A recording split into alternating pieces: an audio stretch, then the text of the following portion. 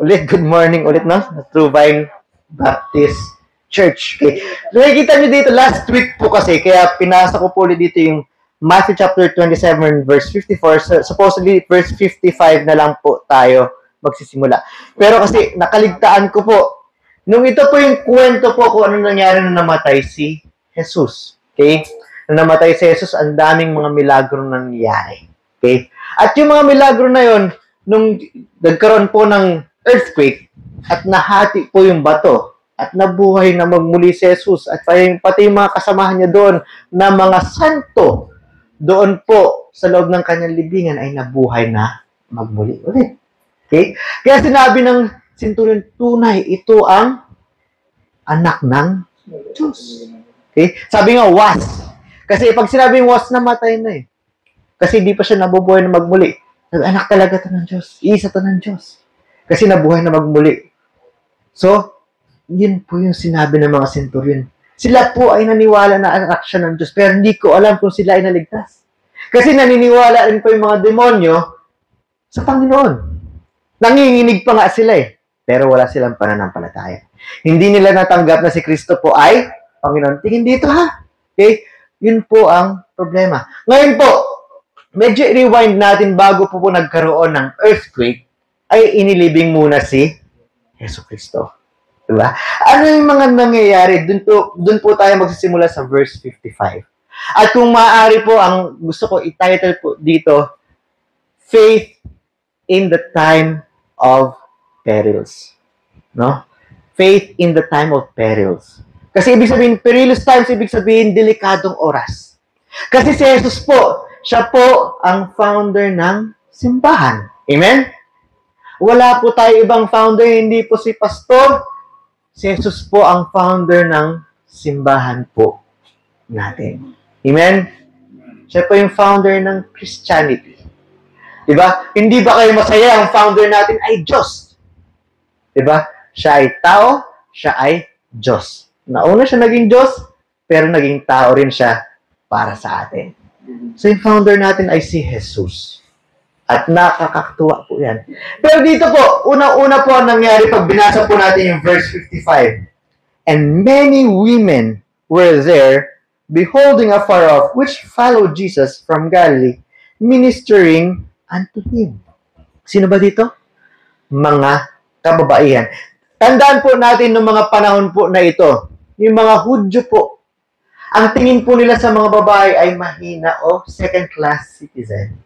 Kaya po minsan, nung tayo po ay nag-aral po na sinabi natin na yung tungkol po sa sandaliang pag-aral sa pagkamatay ni Kristo o yung pagpapahirap sa Kanya nung siya ay pinako sa krus. Sabi po natin, ang mga kababaihan ay hindi second-class citizens. Amen? Sila po ay kapantayin natin. Meron lang tayong order galing sa Panginoon na yung lalaki ang magdedesisyon sa huli. Amen? Ang lalaki, yung desisyon ng lalaki is final at kailangan sumunod po yung lahat. Pagdating po yun sa bahay. Naintindihan? Hindi po nang-under yung babae. At yung babae ay nandoon po para tumulong ng maigi. Hindi alipin. Amen? Siyempre, ibig sabihin, pag kunyari merong admiral o general, tsaka admiral kasi sa barko eh, at vice admiral, sila po ay dapat magkasundo at yung admiral po yung sabi go.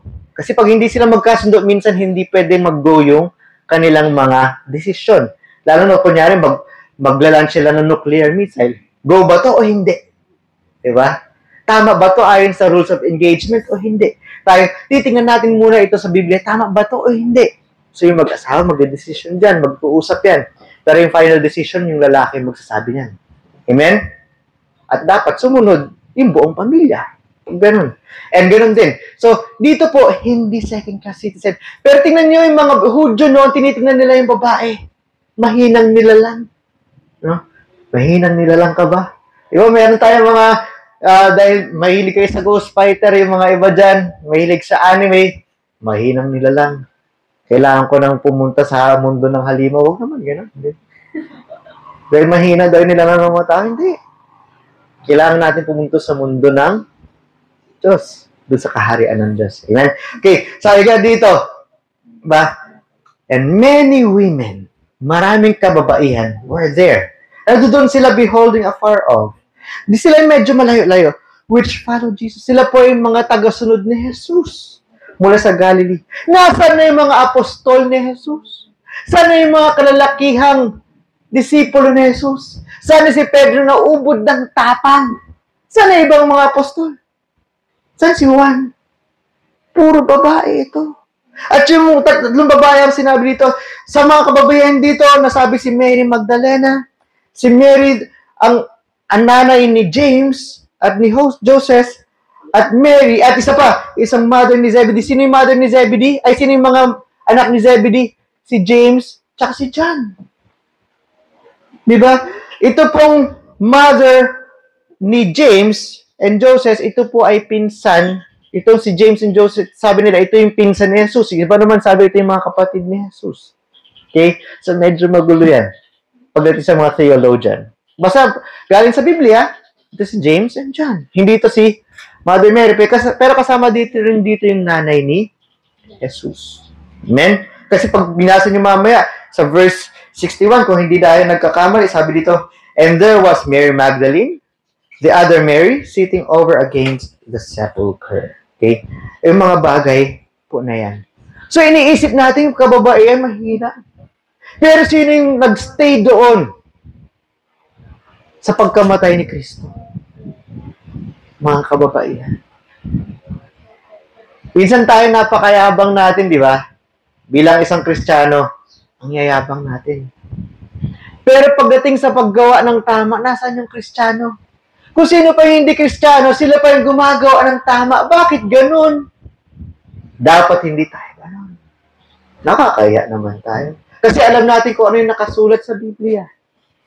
Alam natin kung ano dapat yung ginagawa bilang isang Kristiyano. At dapat mula sa puso natin yung buong pagmamahal natin ginagawa para sa Panginoon. Pero bakit di natin magawa? Kung sino pang hindi Kristiyano, sila pa yung nakakagawa. Diba? Katulad ngayon. Diba? Sino kaya talagang tunay nakikinig? Yung Kristiyano ba? Hindi. Minsan kasi masyado na tayong komportable sa ating buhay, pero pagdating sa mga oras na tayo talagang nagkakaroon ng mga alanganing oras, nauunahan tayo ng takot. Yung mga bagay na yan. So, fast forward muna tayo mamaya bago natin ibigay yung points. And when Joseph, isa pa dito, verse 57, when the even was come, nung gabi, dumating yung gabi. Araw kasi ito ng Sabbath eh. Okay? When the even was come, there came a rich man, sa mayaman, of Arimathea, named Joseph. Galing siya sa Arimathea. Ang Arimathea ay isang lugar po doon sa Israel. Ang pangalan niya po ay Joseph, who also himself is Jesus' disciple. Tagasunod din siya ni Jesus. Siya rin po ay nangangaral sa ilalim ni Jesus. At katulad po siya ni Nicodemus sa John chapter 3, siya rin po ay mataas yung katungkulan. Ayon sa mga theologians po. So siya po ay disipulo ni Jesus, pwedeng siya rin ay secret disciple. Pero tingnan nyo sinasabi na iba, siya rin po ay Pariseo o teacher. Pero anong ginawa niya? Kasi lagi natin naiisip, ang mga Pariseo masama. Di ba? Pagdating sa Bible. Kasi kadalasan, karamihan at majority ng mga Pariseo ay masasama. Galit kay Jesus. Pero isa, ito, kapag Pariseo talaga ito, dumating yung gabi na yun. Okay? Siya po, sa verse 58, siya po ay pumunta kay Poncio Pilato. Anong ginawa niya? Siya po ay he begged. Ano yung beg sa Tagalog? Nagmakaawa. Nagmakaawa siya kay Poncio Pilato. Bakit siya nagmakaawa? Isipin niyo siya po ay tagasunod ni Jesus. Ibig sabihin, siya po ay nangangaral sa ilalim ni Jesus at pag tagasunod, talaga sumusunod kay Jesus. Nagmakaawa siya na kunin ang katawan na patay ni Jesus. Hindi natin inaakala. Akala natin yung mga disipulo niya na kasama niya na lagi, lalo na yung mga apostoles niya ang gagawa nito. Pero iniisip natin na, yung kanyang disipulo na hindi natin naakalain na disipulo, na dahil siya ay Pariseo o leader ng mga Hudyo, Siya pa ang hihingi ng katawan ni Jesus. Pero isipin na, Pariseo yan, baka bababuhin niya yan. Diba? Pariseo yan eh. Baka kung ano-ano yung gagawin sa katawan ni Jesus. Pero ganito yan, ha? Sabi, disipulo siya ni Jesus sa 58. At sabi, ang ginawa nung siya po ay nagmakaawa kay Pilato, anong nangyari? Sa verse 58, at si Pilato po ay inutusan niya na yung katawan ni Kristo ay ipadala kay Joseph ng Arimathea. Sa verse 59, anong ginawa ni Joseph? Kinuha ni Joseph ang katawan ni Jesus. Anong ginawa niya? Ibinalot niya ito sa malinis na linen cloth. Okay? Ano pa yung ginawa niya? Ibig sabihin, may magandang siyang kalooban. Ibig sabihin, disipulo talaga siya ni Jesus. Mahal niya si Jesus. Okay? Sa verse 60, sabi, and laid it in his own new tomb. Kumuha pa siya ng bagong libingan. Kumuha pa siya ng bagong libingan para sa katawan ni Jesus. Sabi, new tomb, bago eh. Which he had hewn out in the rock. Ibig sabihin, galing ito sa malaking bato at talagang nagpagawa talaga siya ng libingan doon. Ibig sabihin, pinahukay niya, gumawa siya ng tunnel para doon ilibing si Jesus. Nagpalagay siya ng higaan para ihilagay yung katawan ni Jesus doon. At binalutan niya ng linen. Okay? At sabi doon, hewn out in the rock and rolled a great stone to the door of the sepulchre and departed. So, inilibing niya ng maayos si Jesus doon. Okay? Ano yung mga bagay dito? Ano yung mga bagay na naisip mo dito? May pagkulitan ka dyan. Okay? Ang tingin nyo? Una po sa lahat, di ba? Yung pananampalataya natin ay natetest kapag nasa alanganing mga panahon. Mga delikadong panahon. Kaya, perilous times. Sa palanganin na panahon, di ba? Anong ginawa ng kababaihan at ni Joseph ng Arimathea? Sila po ay sinugal nila ang kanilang buhay para kay Jesus. Tayo bilang isang Kristiyano. Alam niyo yung ibang mga Kristiyano pupunta ng ibang bansa para mag-missions doon. Meron nga kahapon, kalimutan ko yung pangalan ni Pastor. Basta isang pastor doon, yung tatay niya is missionary sa Haiti. Napakatagal 1990s pa. Ang Haiti po ay, maganda yung lugar doon, pero hindi po siya yung lugar ng bakasyonan. Anarchy po yung gobyerno doon. Ibig sabihin yung gobyerno doon, hindi nila sinusunod. Kung ano yung kagustuhan ng tao yung gagawin nila, basta meron silang gang. Eh, lahat doon halos may gang. Gangster yung mga tao doon. Diba? Kung sino yung pinakamalakas na gangster na gagawin. So, talagang, kapag ikaw nag-missionary doon para ipalaganap ang salita ng Panginoon, delikado din ang buhay mo. Sabi nga, yung church nila, yung bahay nila, 3 yung bakod. 3 yung bakod. Malamang matataas. Ganun ka, delikado. Hindi biro yun. Di ba? Pero nirels niya yung kanyang buhay. Kasama yung kanyang pamilya. Para ipalaganap yung salita ng Diyos. Walang takot. Naalala ko palagi kasi si Pastor David Garcia, which is in, basta nasa Middle East siya ngayon, nasa Muslim country. Siya po ay nakwento ko na sa inyo nagpunta siya ng Vietnam. Ang Vietnam po, communist country, bawal po ang Kristyanismo doon. Pero matapang.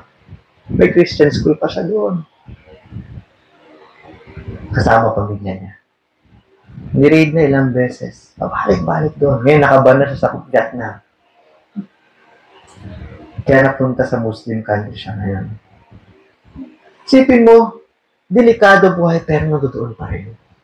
Kasi tinawag siya doon. Tayo kasambat na natin yung, tayo magkaroon ng buhay na walang hanggan. Pero dito, this world is not our own. We're just a passing through. Okay? Ano mangyayari pag ganun? Ibig sabihin, pwede tayo magdelikado.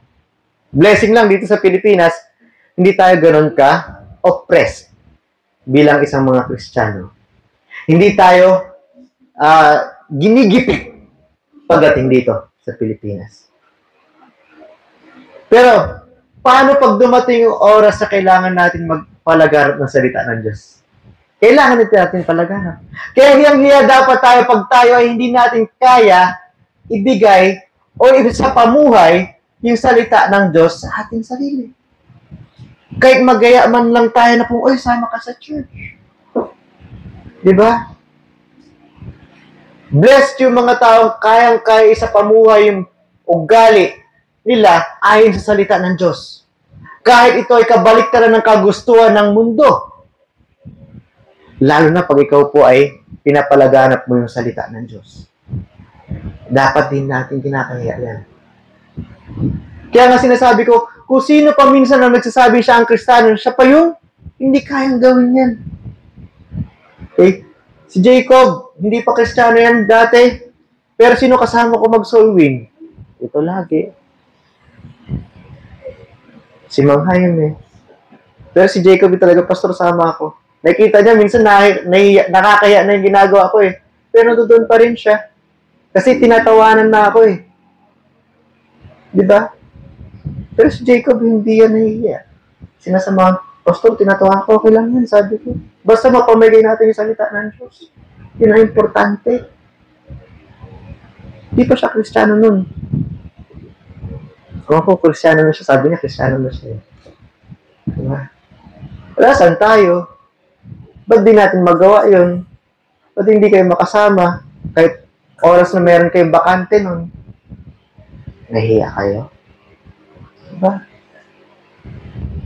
Dapat, kung sino ang nagsasabing mahal niya yung Diyos, Panginoon niya si Jesu Cristo, siya dapat ang nangunguna sa mga bagay na sinasabi ng Panginoon. Amen?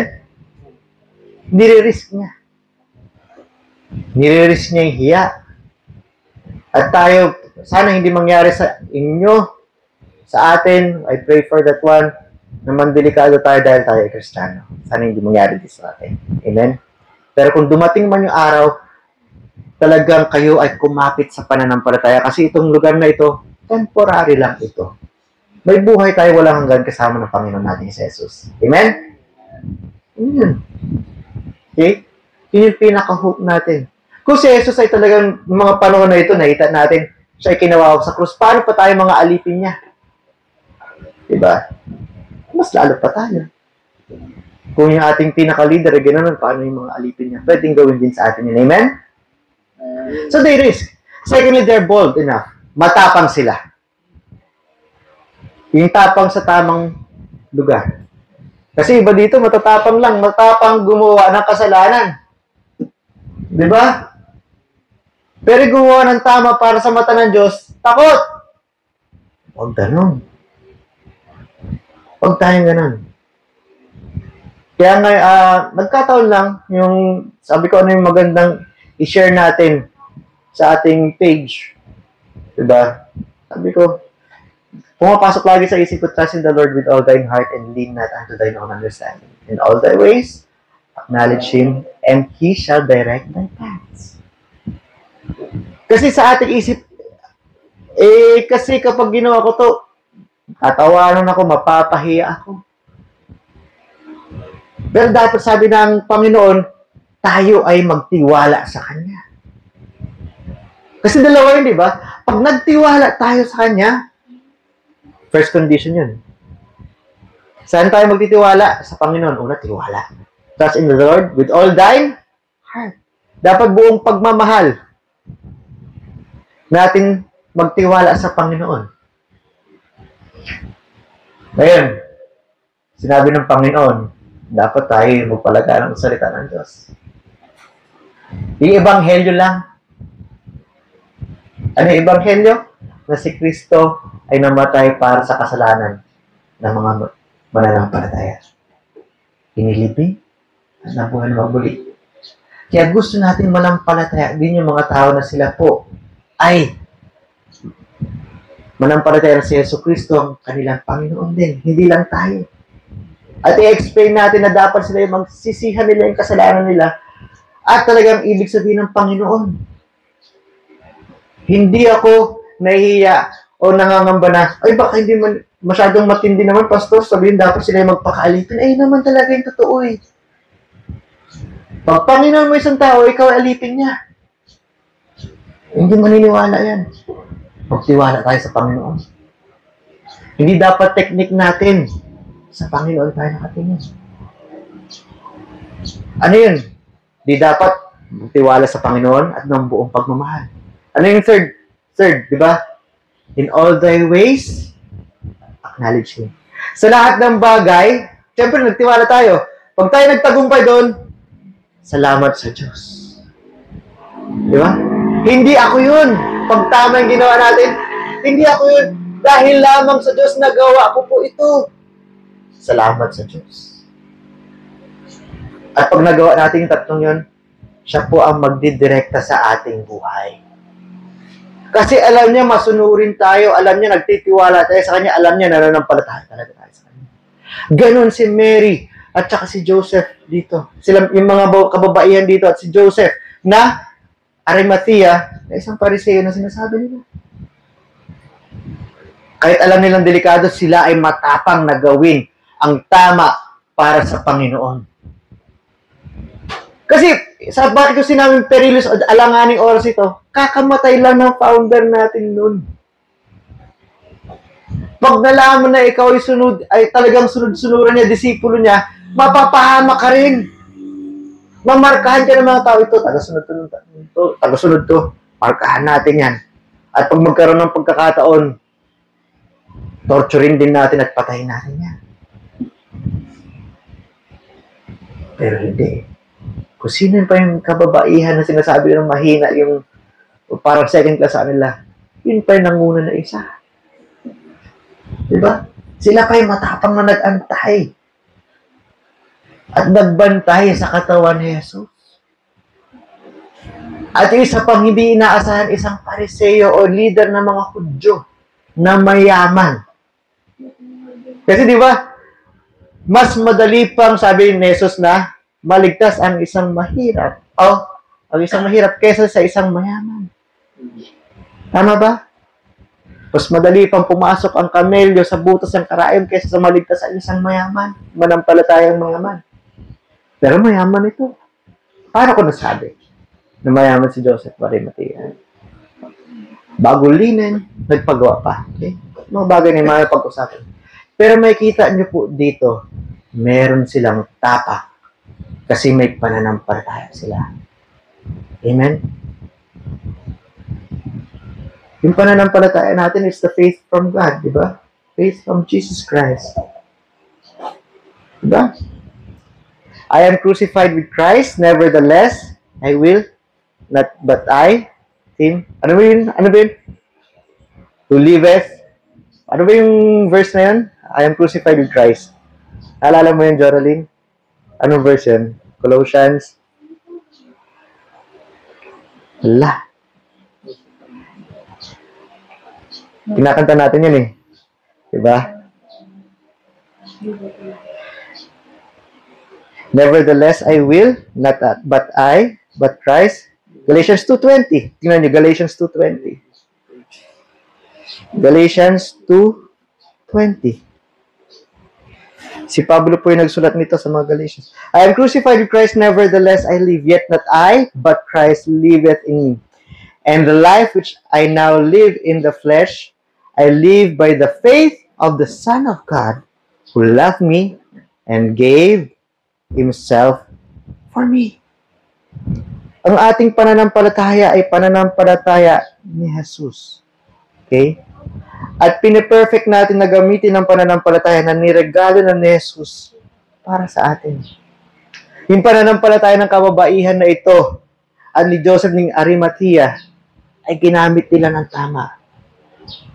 Umasa sila sa banal na Espiritu, umasa sila sa Diyos na ma-empower sila ng pananampalataya ng Diyos mismo. Blessed tayo na Kristiyano tayo, may pananampalataya na tayong perfect. Pero ginagamit ba natin? Di sa oras na tayo natatakot, ginagamit natin yung ating lakas. Hindi tayo umaasa sa Panginoon. Bakit sila matapang? Dahil lamang sa Diyos. I can do all things through Christ, which strengtheneth me. Yun ang binabato ng kanilang puso. Ano ngayon, pag mamamatay ako, tama ito para sa mata ng Diyos. Sino bang pipiliin natin? Yung talagang pinakamakapangyarihan sa lahat o yung temporal na mata o yung mga puri ng mga tao? Dapat yung sa Diyos mismo. Kasi again, pag yung presence niya tumabi sa atin, hindi natin alam kung anong gagawin natin dyan. Baka para tayong bulatin na inasinan, gumaganon-ganon tayo. Diba? Kakabahan tayo ng kakabahan. Pero ulit, God is omnipresent. So, kailangan natin gawin ito ng buong tapang. Kasama natin yung Diyos. Kapag kasama natin yung Diyos, sino pwedeng maging kalaban natin? Yes, dito pwede tayo maka-physically pero spiritually. Mananalo at mananalo tayo. Amen? Panalo na nga tayo eh. Kasi ligtas na tayo pag ikaw ay sa oras na ikaw ay nanampalataya na sa Yesu Kristo ang iyong Panginoon at talaga nagsisi. Your change of mind na ayaw mo na maging makasalanan. Gusto mo lang is sundin ang buong pagmamahal ng Panginoon. Ikaw ay ligtas na. Diba? Ang dami nagbago sa iyong buhay na lang. Diba? So yun po. So isipin nyo at the time of peril, una, kahit po alanganin the time of peril, they did their sacrifice. They have courage because of God. Diba? Sakripisyo nila yun eh. Na pwede silang mamatay. So sana tayo bilang isang Kristiyano, sinasabi natin Kristiyano tayo, huwag tayong matakot. Okay? Huwag tayong matakot na gawin yung tama sa mata ng Diyos. And gusto ko lang commercial, makapag-gaya ba kayo ng mga kasama niyo next week? Gusto ko sana, bilang isang Kristiyano, committed na tayo na gawin ito para sa Panginoon. Amen? Ang pinukul ko nga sa inyo, kahit sana isang araw, sabihin niyo yung ebanghelyo sa isang tao, kilala niyo man o hindi. Amen? At isabuhay niyo yung salita ng Diyos. Amen? Dami-dami niyo dyan eh. Yung Facebook niyo, nagagamit niyo pa, mga kantang worldly pa. Nakakalungkot naman. Mga pinapost niyo sa Facebook, mga comedy. Ba't wala yung salita ng Diyos? Diba? Pero di niyo sabihin niyo, kailangan niyo kilalanin si Yesu Kristo. Bilang Panginoon, magsisi na kayo sa kasalanan niyo. Bakit? Nahiya kayo? Natatawanan kayo? Ayaw niyo ma-identify na kayo ay tagasunod ni Jesus. Hiyang-hiya naman ako sa inyo. Niligtas na tayo ng Panginoon. Diba? Hindi pa natin magawa. Okay? Thirdly dito, they spend their time for Jesus Christ. They spend their time for Jesus Christ. Isipin niyo yung mga babae, habang nakapako pa si Kristo doon, nakatambay na sila doon. Hindi nila iniwanan sa Jesus. Time and effort yun eh. Papantayan nila yung katawan ni Kristo. Saan ba yung oras mo? Saan ba lagi yung oras mo? Oo, magtatrabaho tayo, pero yung trabaho ba natin, in-offer natin sa Panginoon? Kasi, sabi ng Panginoon, di ba? Tayo magtatrabaho para tayo magkakain.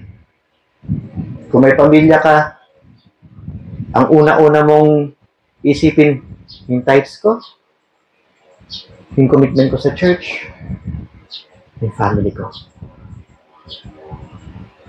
Di ba? Pangangailangan ng pamilya ko. Pangangailangan ha. Tapos huling-huli ka. Lalo pag ikaw yung tatay. So, iisip mo pa rin, ito yung gusto ng Panginoon, gagawin ko ito yung best ko sa trabaho ko. At pag ako'y napansin ng mga tao, ang galing mo naman, salamat sa Diyos, nagawa ko ito, hindi ako ito. Pero sa atin, no, pag tayo na nabigyan ng award, ang galing mo naman. Kung may award ka, ang galing talaga ako. Lupit ko, no? Di ba? Pero dapat sinasabi natin, yung time and effort natin, na katulad ng ginawa nila dito, ng mga kababaihan, they waited. Ano yung oras na binigay ni Joseph dito, Arimathea?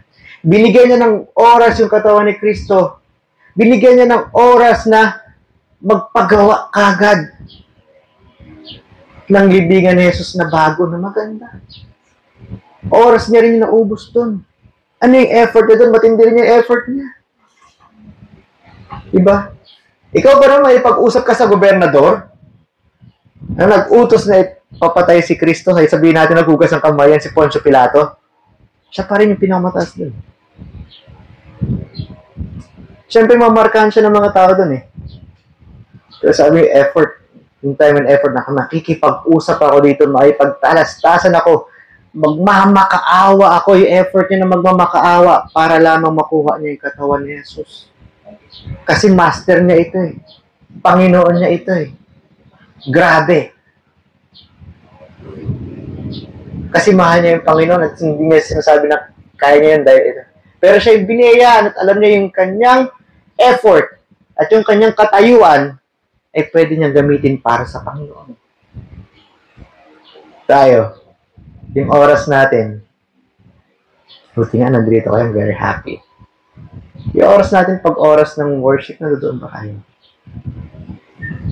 Prayer time sa umaga, prayer meeting natin, pagbasa ng devotion, nagbibigay ba tayo ng oras sa Panginoon? Ine-effortan ba natin na labanan natin yung makasalanan nating katawan at gamitin natin yung lakas ng banal na Espiritu na mag-devotion tayo? Pagdasal yung bawat isa. Nakakalimutan natin yung mga bagay na yan, mga kapatid. Dapat paggising pa lang, i-train natin yung ating sarili na sa buong pagmamahal ko, salamat sa Diyos, mag-pray ako, pabasahin ko. Ang ganda nga nabasa ko kayo ng umaga eh. Pinoward ni Pastor Ryan Bernabe. Sabing gano'n. Yung mga tao nakikinig ng news para malaman ko ano yung nangyayari. Yung mga Kristiyano nagbabasa ng Biblia at nakikinig ng salita ng Diyos kasi alam na nila at alam nila kung ano yung nangyayari. Kasi nasa propesya na halos ng mga ito. Kahit hindi naman eksakto. So, baka oras ito, magkakaroon ng gera, ganyan. Pero, alam natin, nagkaagulo na dito sa mundo. Dahil ito yung nakapropesya na. Amen? Yung mga kakaroon ng mga lindol, ng mga kalamidad, kasi palapit na ng palapit yung pagdating ulit ni Jesus. Eh. Amen? Pero tayo, nagbibigay ba tayo ng oras sa Panginoon? Ano unang ginagawa natin sa umaga pag mulat ng ating mga mata? Cellphone. Sa cellphone ba, ano yung unang tinitingnan natin? May nag-message ba sa atin? O may nag-like ba doon sa ating post? Nag-message si, may mga jowa kayo. Ha? Ganun. Kamustahin muna natin ang Panginoon. Amen? Siyempre, minsan iba, pagkagising, naihi ka agad, takbo sa banyo. Pag lalaki, dito sa bukid, saan puno dyan. Pero siya, kawawa yan, puntang ba dyan. Pero pag sa shielded ka kasi, talagang hanapin mo yung CR eh. No? Yung cubicle. Kaya yung mga bagay na yan. Just give time and effort sa Panginoon. Yung buong puso. Yan. Kasi tayo nakakalimot tayo lagi sa mga bagay na yan. Simple lang yung mga ginawa nila dito eh. Diba? Sacrifice nila. Encourage nila. Yung time and effort nila para sa Panginoon. Dagdag natin, yung mga kababayan kasi sinabi ko, effort na effort sila sa oras nila. Kasi 61 eh. Diba doon pa rin sila Mary, nung si Jesus ay nadala na doon sa bagong libingan, doon pa rin yung dalawang Mary. Ay, grabe naman. Binantayan talaga yung katawan ni Jesus. Inuna nila si Jesus kaysa yung mga pamilya nila. Bagay, malalaki na yung pamilya nila, yung mga anak nila eh. Pero matatanda na tong mga to. Except for Mary Magdalene, na nasa prime age niya, siguro na 20s ito. Pero si Mary, na nanay ni James at Joseph, may edad na to. Pero di ba, yung effort nila doon, kababaihan, mas malalakas yung lalaki. Isa pa dito na gusto kong ipunto kay Joseph de Arimathea. Yung effort niya, yung kapangyarihan niya, yung pera niya. Saan inilagay ni Joseph yung kanyang pera? Mamaya ibibigay po yung magdagdag effort ng mga kababaihan na kasi nakaligtaan sa team. Pansinin niya, si Joseph of Arimathea, siya po ay mayaman. Hiningi niya yung katawan ni Kristo at binalot dito. Ano sinabi dito? Sa verse 59, he wrapped it in a clean linen cloth. Ang mga panahon noon, ang pinakamadaling bilhin ng mga cloth ay, alin? Wool.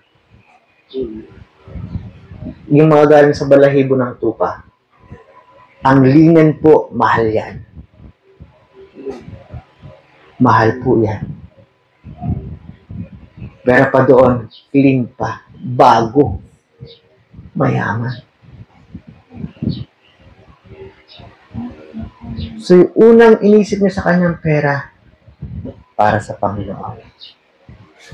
Kaya nung sinabi ko kanina, di ba, magtatrabaho ko, tithes and offering muna, then yung family mo. Kasi para sa Panginoon pa rin lahat yun. Amen? Pero kadalasan sa mga tao na gagawin, pag may pera, ay yung gala ko, ay yung luho ko, yung sapatos ko, hindi na tumutunog-tunog pag gumagana ako sa basketball court, madulas na sapatos ko. Ay yung pagkain ko muna. Magja-Jollibee muna akong McDo o KFC o kung ano-ano man yan. Di ba? Bago isipin na, ay ito sa tithes ko, ito yung commitment ko, ito sa pangangailangan ng, kapag ikaw, anak, bigyan ko rin yung nanay ko kasi i-honor ko siya, tatay ko, honor ko siya. Kung kayo nagkatrabaho na. Di naman dapat na bubuhay natin sa, pero yung bigyan natin sila ng galang. Di ba? Pwede naman yung effort din natin ng mga kung anong paglinisan natin sila ng bahay. Kahit hindi naman lagi pera. Pero masarap din na bigyan natin sila ng pera bilang paggalang. Di ba? Kahit gaano kasama yung magulang nyo. Yes. Honor nyo pa rin sila. Kasi yung sinabi, this is the first commandment with a promise. Diba? Gusto nyo mababuhay nyo? Honor yung parents nyo. Amen? Kasi bagay na yan. So makikita natin, yung puso ni Joseph Arimathea ay nasa Panginoon. Kasi pinaggagastusan niya talaga. Isipin niyo yung mga lalaki, pag mahal na mahal nila yung nililigawan nila, ay pambira, todo gastos yan. Kahit magutom na yan. Kahit magkasakit na yan. Mapasagot lang nila nililigawan nila. Ganon din yung ugali ng tao talaga. So, saan yung pera mo? It's also in the Bible. Where your money is, dun din yung puso mo. Amen? Talaga.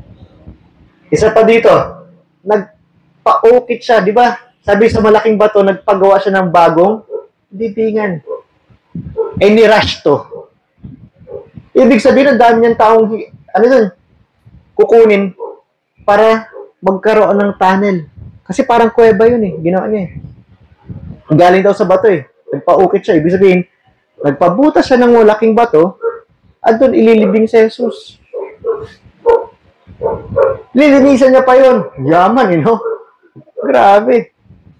Ang yaman niya. Ang dami niyang pambayad sa mga tao. Hindi porket mahirap tayo, hindi sabihin wala na tayo bibigay sa Panginoon. Okay? Kaya nga sabi, di ba? Seek ye first the kingdom of God and all these things shall be added unto you. Pag tinignan niyo yung previous verses doon, ang sabi doon, huwag kayong mag-alala sa inyong kakainin o inumin o inyong susuotin. Ngunit, hanapin niyo muna yung kaharian ng Diyos at lahat ng mga ano yung mga lahat ng bagay na ito? Yung mga pangangailangan. Pangangailangan mo yung tubig mo, yung pagkain mo, yung damit mo. Ibibigay niya sa iyo.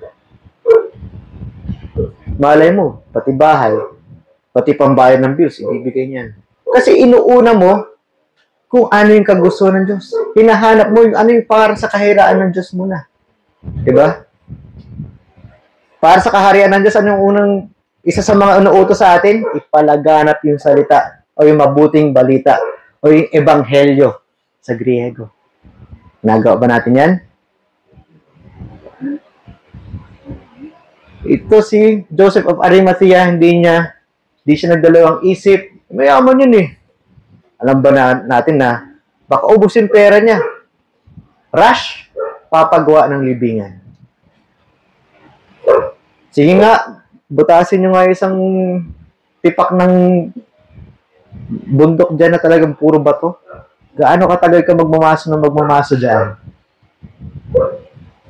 Kahit meron ka pang equipment, matatagalan ka dyan. Eh noon sila, mano-mano yung mga yan. Maso yan, sigurado. Maso tsaka sinsil. Diba? Magdamagan na ang daming tao, sinsil ng sinsil doon. Wala pa namang paputok nun eh. Wala pa namang TNT. Para mabungkal ka agad yung either burol yan o bundok eh. Diba? Ang mahal ng ginastos nito, baka naubos pa yung kanyang yaman. Ano yung sinasabi ko nga, cheerful giving? Ano ginawa nila? Sa Jerusalem, sa cheerful giving nila, binigay nila lahat. Gusto nyo cheerful giving o tayo sina-offering? Kasi sa cheerful giving, bibigay mo lahat. Sabi, saying tithes and offering. Okay. What is coming from your heart? Tithes, 10% ng inyong kumita. So, unahin natin lagi yung Diyos sa lahat ng bagay. Makita natin dito, una, yung sacrifice nila. Kasi nandidelikado sila eh. Kaya ba? Kristiyano ka ba? Gawin mo yan. Sa atin ngayon, kung saan kayo nahihiya na gawin yung tama para sa Panginoon, umasa kayo sa Panginoon at gawin niyo yung tama sa Panginoon. Hindi po demanding si Pastor, ito po ay ayon sa Biblia. Okay? Ibigay niyo ebanghelyo kahit isang tao, isang araw.